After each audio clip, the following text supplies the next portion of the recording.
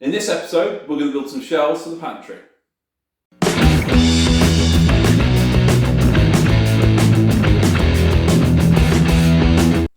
Okay, so we've been thinking long and hard about how to do the shelves in this pantry. I did think about adjustable shelves and things like that, but they have got to be really heavy duty. So they're going to carry a lot of weight with tin cans and glass jars and bottles and things. So I'm thinking of doing them as two separate freestanding units, so they come about halfway, one way, one the other. Having the bottom, so there's no shelf on the bottom, because I use these barrels here, so it'd be nice if they could slide in and out and maybe make some other kind of food storage things, like a nice flour bin at some point that I could scoop out of. And then having about 5 shelves a foot apart with the top just completely flush on top. So what I'm thinking about is making them out of CLS, 3x2 CLS. It's about as cheap as timber as you can buy. It's quite smooth and it's easy to sand up. And then putting 3/4 ply inset into that then, so that it's nice and strong and not going to flex.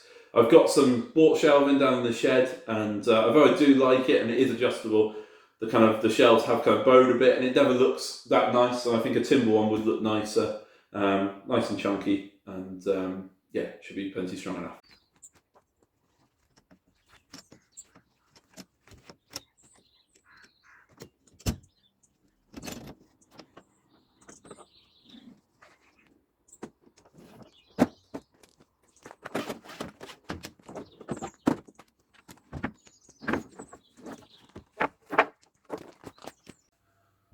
Okay, so we're back in the workshop. The plan is to use this 3x2 CLS, which is quite smooth anyway, so it sands up quite nice. I mean, it's only a pantry, so doesn't need to be the finest quality timber. And then what I'm going to do is notch it where the shelves are going to go, and notch the rails as well, so they're kind of half flat into it, make a nice solid strong joint which I can glue and screw together. And then I'm going to try and think of some way of kind of rebating round to put the ply and inset that, so I want a nice smooth surface on top, that also looks quite nice and is easy to clean. Okay, so I've been thinking really hard about the spacing of these shelves. Obviously it's permanent, so I can't alter it once it's in. So I'm thinking at the moment about 600, which is about 2 foot for the barrels underneath, which gives a little bit of headroom, but they'll be pulled out when they're used anyway. And then, not allowing for the structural timber in between, I'm going to allow a space of about 330, so just over a foot, 13 inches between each shelf, which then means that 3 tin cans can be stacked on top of each other, and it's the same height as some of my glass bottles that I store as well.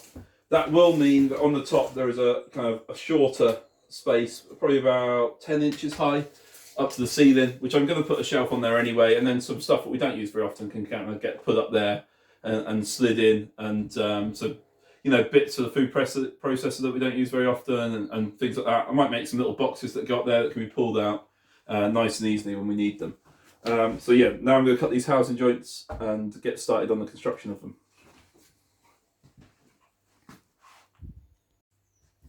Okay, there's loads of different ways I could cut the housings onto these pieces of timber, but I'm going to use my sliding mitre saw because I haven't got a table saw, and it'll take too long to set up a router sled.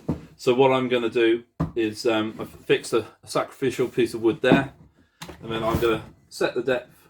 It's got a little depth stop, slides out, and I'll be able to trench cut then, and then tidy the rest up with a chisel.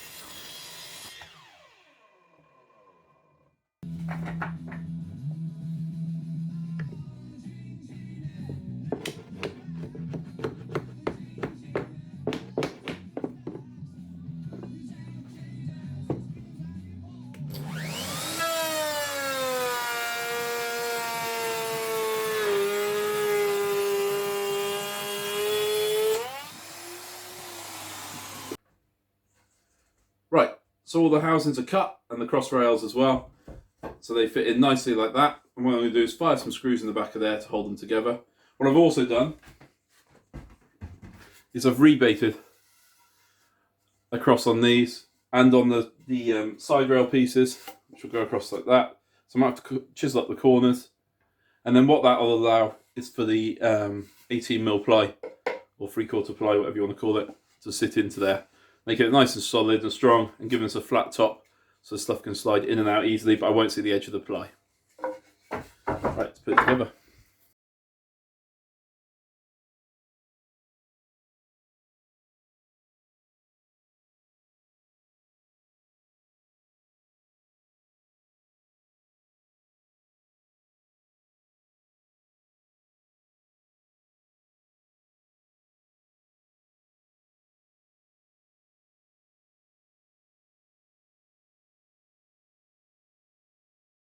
Okay, the shelves are complete and in place.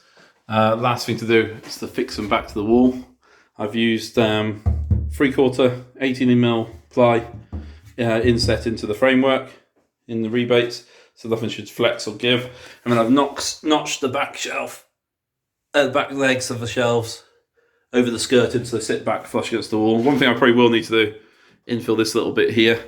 And what I have done is given them a coat of boiled linseed oil, which is a finish is really cheap and really easy to apply, just with a rag, and it kind of hardens over time. Will turn it a bit oranger, but it doesn't matter in here in this pantry. I'm not too worried about the looks of it, just as long as it's solid and is easy to wipe clean.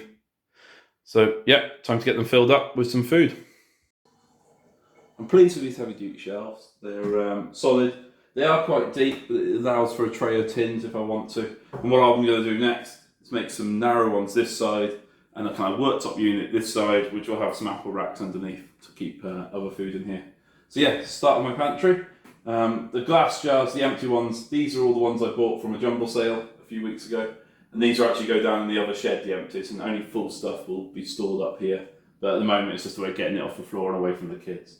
So I'm going to start to swap things around and then fill the pantry up over time and get it sorted and organised how we want to use it, really. So it should be a really handy space. And I'm going to do a post soon about the ventilation I've got in here and how we're going to control temperature. So thanks for watching. If you've liked this video, please click the thumbs up and subscribe. Thanks for watching.